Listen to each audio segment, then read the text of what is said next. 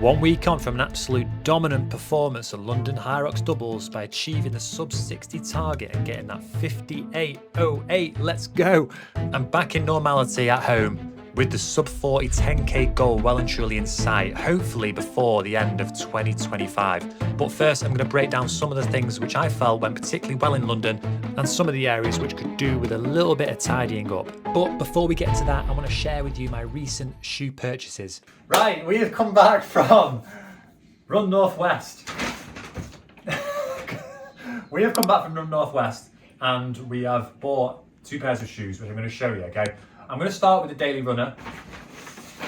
Nothing crazy, okay? We've gone for the Hoka Clifton 10s. Look at them. Now, I was going to go for some crazy colour, blue or whatever else, but I thought it's going to be disgusting weather, so what's the point? Might as well go with something that's probably going to last longer in terms of a colour. It's not going to look as murky, muddy, you know, all that sort of stuff. So here we are. We've got these very comfy shoe. I actually tried the Bondi 9s, I think it was before, and they had a really high stack and it felt like my ankle was actually unstable. So I was apprehensive about trying these on. Tried them on, insanely comfy, and I did a run on them in the treadmill at the shop. So yeah, really good. So I decided to go with those over a few others. And I am also, the next challenge, we're going to try doing some cross country. Now this is just, when you're like 98 kg, wading through mud, it's only going to go one way really, probably sink. But we're going to give it a go with the Run Club.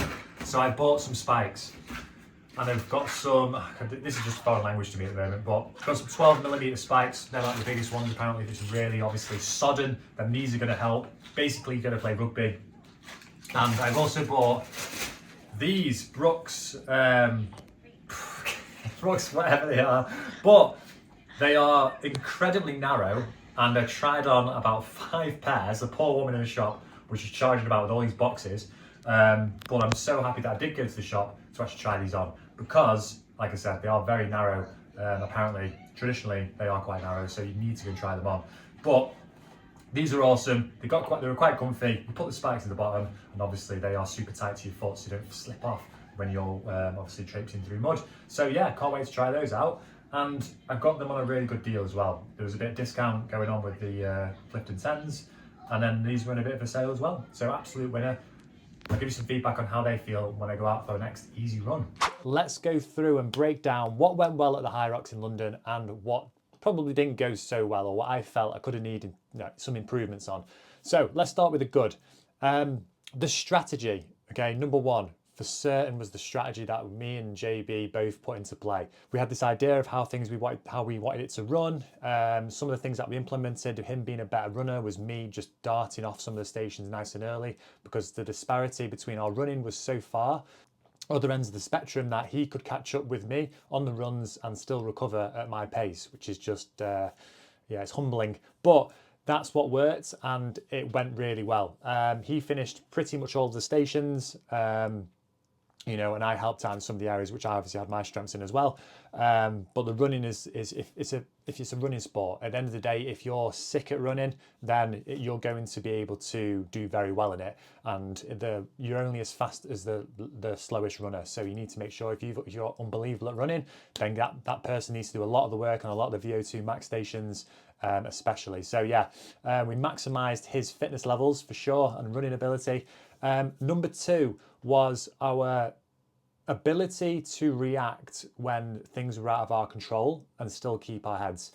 One of the situations when we were on the sled pull, the rope got tangled around the sled and it started pulling it sideways onto the other lane. But we quickly adapted. We did a little like lasso to get the rope off, and just pulled it in and managed to actually get it back on track again. But that was in a matter of like 5 to 10 seconds. We did that instead of panicking, looking for a judge, wasting loads of time. We reacted really well. And another one as well was just there was a lot. I'm sure you've heard a lot of congestion at London because it was so goddamn busy. And we were at one of the quieter waves early on. I think we were the second wave to actually leave. And it was starting to just pack out when we were coming to the end of ours. And one of the stations we got to, like the sled pull and the sled push, because there were so many of you running to that station all at once, it got a bit congested because as we were running towards it at speed, everyone was like, oh, which station should have come? And you couldn't tell which lane to get into. So that was hold you up for about 10 seconds waiting and seeing where people would go and which lane would be your lane. But we just nipped in and seemed to get it right at the time and just sort of gambled on it. So that was another area. So strategy and our ability to react when things were out of our control were two of the main things I think that we can take away from it. In terms of the negatives now, they're literally, this is me penny pinching. There is barely any negatives. It was the perfect scenario and it couldn't have gone any better. In terms of my personal performance, it's the burpees, being 6'5", being nearly pretty much just under 100 kg. The burpees are something that's always going to tax me quite easily, especially when I'm trying to keep a high pace and I'm going over threshold. It's just going to absolutely take its toll on my VO2 max and my engine and stuff. So that's an area I'm going to improve on for sure. Burpees, it's a long way down for me, that. So yeah, luckily I had a whippersnapper with me to get through them for us. But obviously, you know, I did my part, but on my body, I just felt my body was taxing when I was doing them and then getting straight back into the run. Yeah, so that was one area I think I'm going to take away that I need work on. So the burpees and the running for sure to increase it. We got 58 minutes. Again, I'm penny pinching. That's an unbelievable time. I'm so happy with it. But you know, it's the sport. You want to keep trying to push and push and push. So as a bit of competitive in me, with myself, I want to try and do better and better. And another area as well is just on the, this was a little bit out of my control. This is on the lead up. My stomach felt a bit dodgy. I think I got a minor food poisoning sort of like 3 days out, and I wasn't in London, I was at home. So I'm not sure where I got that from, but I ended up being a little bit apprehensive when it came to carb loading and overdoing it because I didn't want to disrupt my GI again, my gut, and I wanted to go into the race feeling like comfortable and happy, not feeling in distress or in fear that I'm going to chuck up or, you know, feel ill and not be able to make the race. So I was a little bit apprehensive on the carb loading sector, but fortunately enough, I didn't actually cramp up, and I felt really strong. It was only on the sort of last run where I started to feel like heavy legs after the lunges and stuff. But then into wall balls, I was absolutely flying. So realistically, it didn't actually need to carb load as much as probably I had in mind that I needed to. And I gelled up on the rower. So yeah, all in all, it was a great performance.